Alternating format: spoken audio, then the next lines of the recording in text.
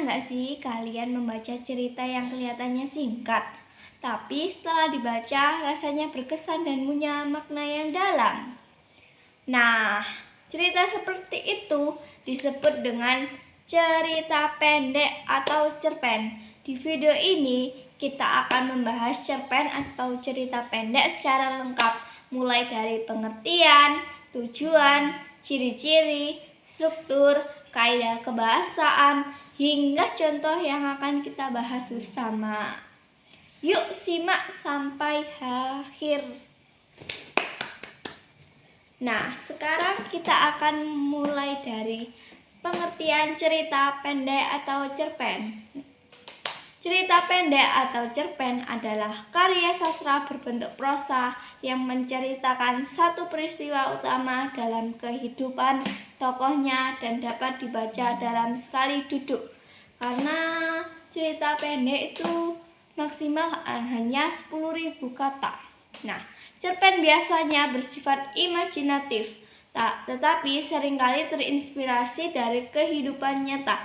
Berbeda dengan novel, cerpen tidak memiliki alur yang panjang dan tidak punya banyak tokoh.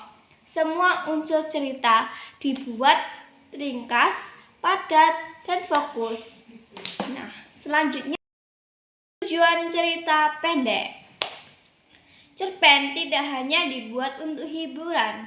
Nah, tujuan cerita pendek antara lainnya adalah menghibur pembaca melalui alur cerita yang menarik, menyampaikan pesan moral atau nilai kehidupan, menggugah perasaan pembaca seperti sedih, haru, atau bahagia, melatih kepekaan dan empati para pembaca terhadap masalah kehidupan.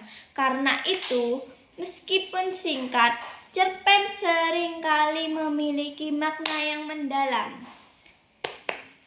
Nah, selanjutnya adalah ciri-ciri cerita pendek cerpen. Cerita pendek memiliki ciri-ciri sebagai berikut. Ceritanya relatif singkat dan padat.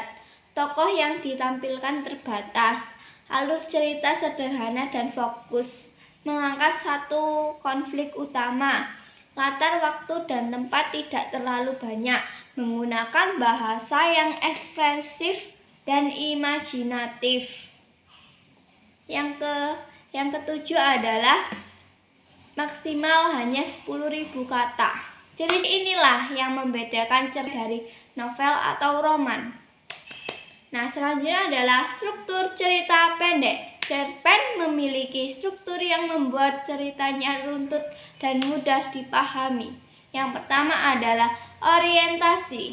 Bagian ini berisi pengenalan tokoh, latar tempat, waktu, dan situasi awal cerita.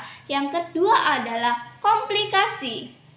Di bagian ini mulai muncul konflik atau masalah yang dialami tokoh. Konflik inilah yang membuat cerita menjadi menarik. Yang ketiga adalah resolusi. Bagian ini berisi penyelesaian dari konflik yang terjadi. Penyelesaian ini itu bisa berakhir bahagia, sedih, atau bahkan terbuka.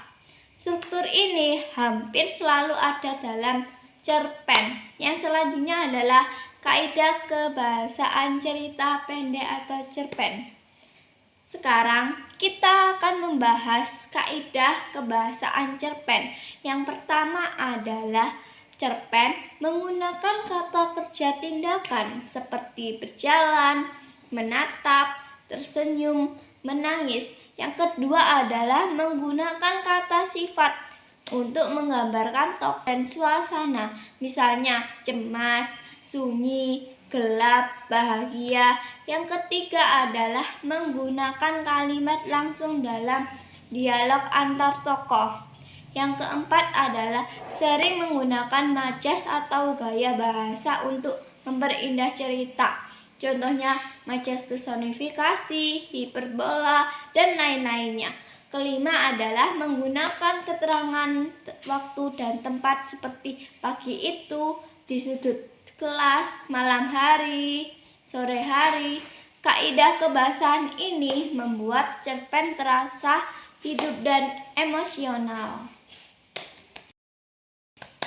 Nah, selanjutnya adalah contoh. Kita lihat contohnya dulu ya. Untuk pembahasan contoh cerpen.